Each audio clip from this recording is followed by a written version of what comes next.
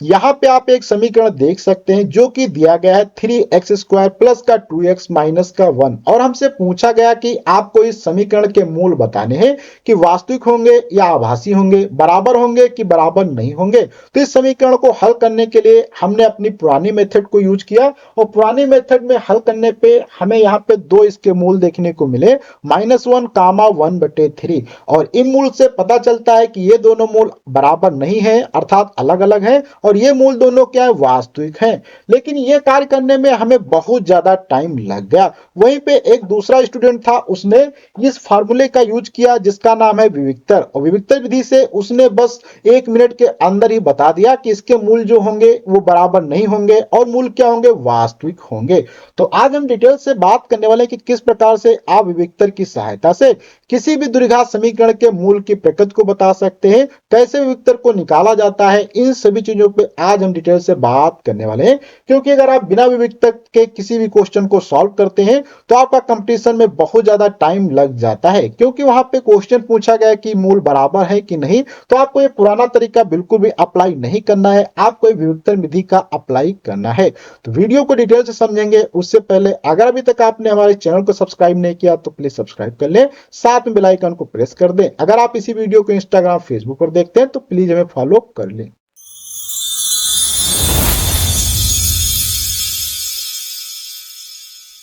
अब हम यहाँ पे कुछ एग्जाम्पल की सहायता से समझते हैं कि विविक्तर क्या होता है किसी भी द्विघात समीकरण का और इसको कैसे निकाला जाता है, निकालने के लिए क्या इंपॉर्टेंट फार्मूला होता है और इसकी सहायता से आप कैसे बता सकते हैं कि उस समीकरण के मूल बराबर होंगे कि बराबर नहीं होंगे, रियल होंगे या उसके मूल आभासी होंगे। तो इसके लिए यहाँ पे हम सबसे पहले क्या करते हैं, व्यापक समीकरण जो कि हमारी होती है ax² प्लस का bx प्लस का c बराबर 0 यहां से लिखते हैं। अब अगर इसके हम विविक्तर की बात करें जिसको हम लोग क्या है डी से लिखेंगे, डी का मतलब होता है डिस्क्रिमिनेटर और इसको क्या लिखा जाता है फार्मूले की b² माइनस का 4ac। ये इसका जो विविक्तर का एक फार्मूला है जो कि आपको याद रखना होगा। अब यहाँ पे अगर हम बात करें जो भी डी का आपका मान निकल के आएगा वो 3 केस हो सकते हैं, या तो ये 0 से बड़ा होगा या 0 से छोटा होगा या 0 के बराबर होगा, इसके अलावा कोई कंडीशन तो है नहीं। तो इसमें जब बड़ा बराबर या छोटा तो सबसे पहली ही कंडीशन को हम यहाँ पे लिख देते हैं जब क्या होता है डी जो होगा आपका 0 से क्या होगा बड़ा होगा। जब ये बड़ा होता है तो इस समय क्या होते हैं मूल जो इस पे आते हैं वो क्या होते हैं वास्तविक होते हैं। तो यहाँ पे हम लिख देते हैं वास्तविक और क्या होते हैं तथा कैसे होंगे अलग अलग होंगे या भिन्न भिन्न, यहाँ पे हम लिख सकते हैं भिन्न भिन्न होते हैं अर्थात अलग अलग होंगे जब यहाँ पे डी बराबर या था डी क्या 0 से बड़ा होगा। अब देखते हैं इसका एक एग्जांपल से कि ये चीज क्या कहने का मतलब है। जैसे कि यहाँ पे हम समीकरण लिखते हैं 3x², यहाँ पे फिर प्लस का 2x माइनस का 1 बराबर 0, ये एक समीकरण दी गई है। अब इसमें देखो इसकी व्यापक समीकरण से अगर हम तुलना कर ले तो क्या होगा ax² प्लस का bx प्लस का c बराबर क्या आ जाएगा 0 आ जाएगा। इसको यहाँ पे सॉल्व करते हैं तो अभी आप सॉल्व करेंगे देखेंगे आपको क्या प्राप्त होगा, a बराबर यहाँ पे 3 आ जाएगा, b बराबर 2 आ जाएगा, c बराबर माइनस का 1, अर्थात तुलना करने पे ये चीजें प्राप्त होती हैं।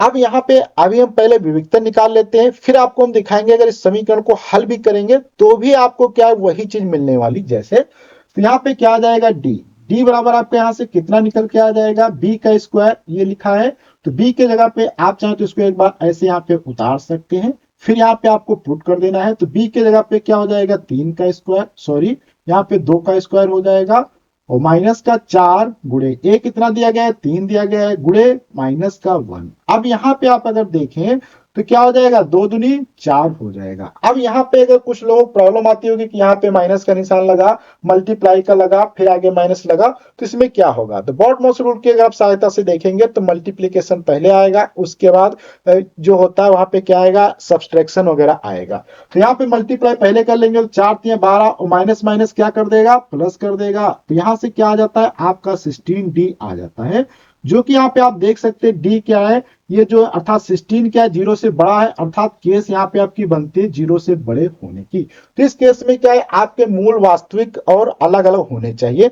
अब इसी को हम अगर हल करके देखें कि अलग अलग आते हैं कि नहीं आते हैं तो हल क्या करना है, बहुत आसान तरीका है, मैंने बहुत सारे क्वेश्चन को सॉल्व करा दिया। 3x² प्लस का 2x, या इसको सॉल्व करने के लिए यहाँ पे थोड़ा सा कंडीशंस की बात कर लें तो a गुणे c आपको करना होता है सबसे पहले a गुणे c, तो अर्थात क्या हो जाएगा 3 गुणे 1, अर्थात कितना आ जाएगा यहाँ पे 3 आ जाएगा।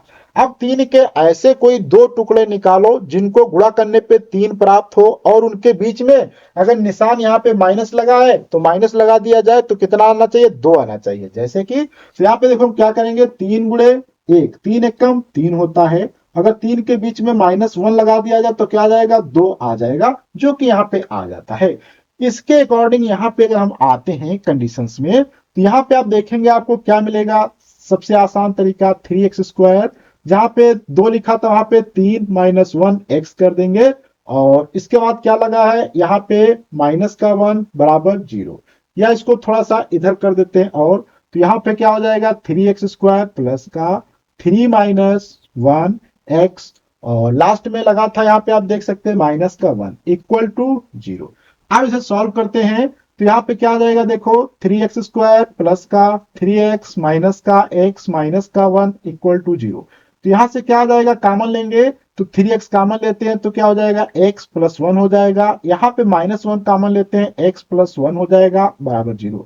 x प्लस 1 अगर हम यहाँ पे कॉमन ले लेते हैं तो क्या हो जाएगा 3x माइनस का 1 बराबर 0। अब यहाँ से आप देखेंगे दो चीजों का गुणनफल अलग अलग 0 के बराबर है, तो इसलिए यहाँ पे आपकी क्या कंडीशंस बनने वाली है कि x प्लस 1 बराबर 0 होगा, इसलिए x बराबर -1। इसी प्रकार से 3x माइनस 1 बराबर 0, तो यहाँ पे क्या आ जाएगा 3x बराबर -1, अर्थात x बराबर -1/3, अर्थात यहाँ पे आंसर निकल के आते हैं -1, और ये प्लस हो जाएगा यहाँ पे, तो क्या हो जाएगा प्लस का 1/3। ये यहाँ पे दो रूट निकल के आते हैं। तो आप देख सकते हैं क्या है रूल वास्तविक है, संख्या -1 वगैरह क्या है सब वास्तविक होती है, और ये कैसे अलग अलग, क्योंकि 1 और 1/3 दोनों क्या अलग अलग हैं। तो इस प्रकार से आप देख सकते हैं इस क्वेश्चन को सॉल्व करने के बाद भी आप बता सकते हैं इसके रूट अलग अलग आएंगे, लेकिन यहाँ पे आप देख सकते हैं बस इस फार्मूले का थोड़ा सा यूज करना था, इतने में आप बता सकते थे कि इसके रूट अलग होंगे या बराबर होंगे, वास्तविक होंगे या आभासी होंगे।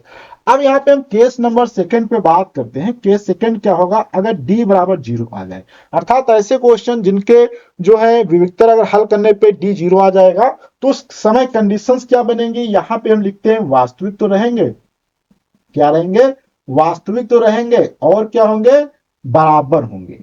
ठीक है, वास्तविक और क्या होंगे बराबर होंगे, ये चीज बनेगी। देखते हैं इसको एग्जांपल से एक हम समझते हैं। तो एग्जांपल में हम यहाँ पे एक ले लेते हैं, क्वेश्चन है x² 2x प्लस 1। क्या है क्वेश्चन हमारा x² प्लस का 2x प्लस का 1 बराबर 0। तो यहाँ पे इसकी भी हम तुलना कर लेते हैं a x² प्लस का bx प्लस का c बराबर 0 से। तो यहाँ पे a बराबर 1 आ जाता है, b बराबर 2 आ जाता है, c बराबर 1 आ जाता है निकल के।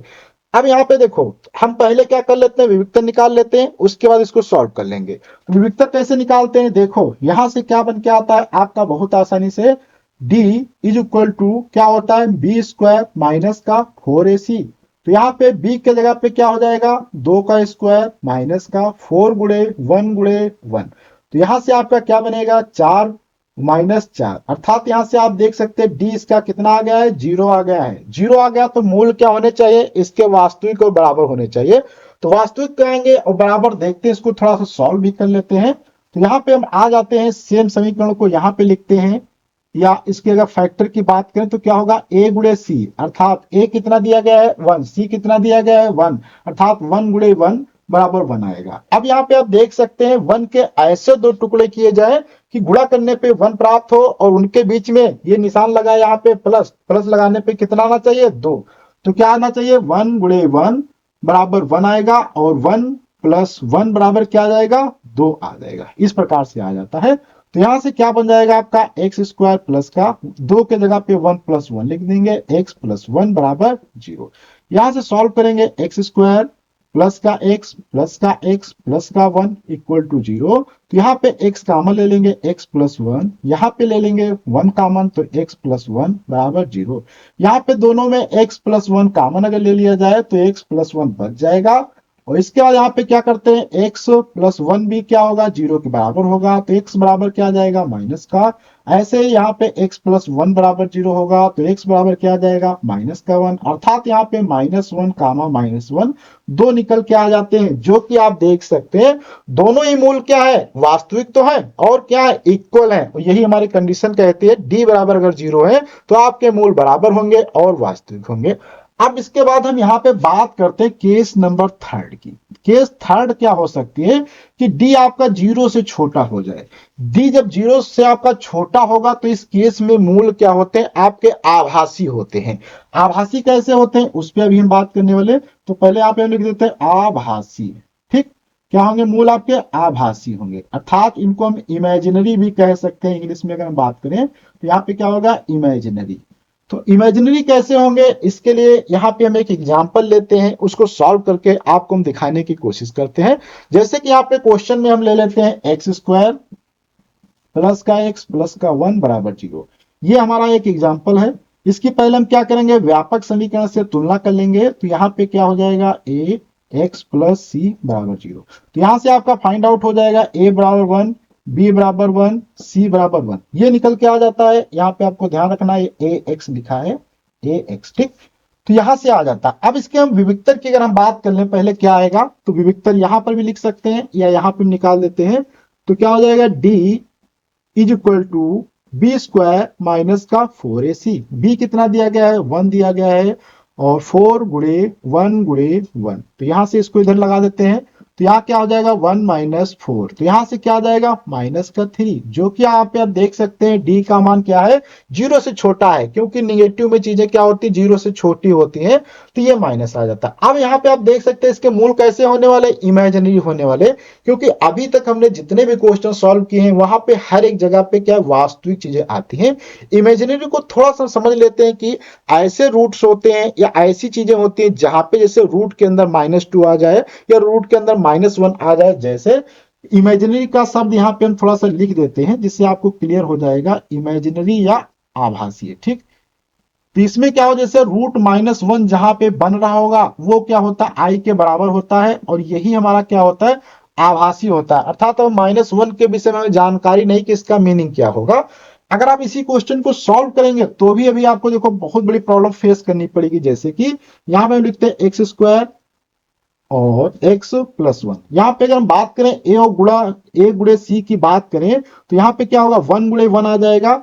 अब यहाँ पे 1 के ये गुणे का हटा के निशान अगर हम प्लस लगा दें तो क्या हो जाएगा देखो 1 प्लस 1 आ जाएगा, तो यहाँ पे आ जाता है 2, लेकिन आना कितना चाहिए था 1 आना चाहिए था, आ कितना रहा 2। अर्थात अब इस क्वेश्चन को जितने भी हम इस तरीके से सॉल्व करते थे उस मेथड से बिल्कुल भी सॉल्व नहीं कर पाएंगे। इसके लिए अब हमारे पास एक नई मेथड लानी पड़ेगी जिसकी सहायता से इस टाइप के क्वेश्चंस को सॉल्व करेंगे। और उस क्वेश्चन को सॉल्व करने के लिए एक फार्मूला होता है जिसका नाम होता है श्रीधराचार्य मेथड या सूत्र विधि। सूत्र विधि की सहायता से इस टाइप के क्वेश्चंस को हम सॉल्व कर सकते हैं। तो ये कैसे सॉल्व करेंगे इस पे तो हम डिटेल से बात करेंगे नेक्स्ट वीडियो में। तो आज की वीडियो हम लोग इतना रखते हैं, अगले वीडियो में मिलेंगे कुछ नई जानकारी के साथ में। जब तक के लिए धन्यवाद।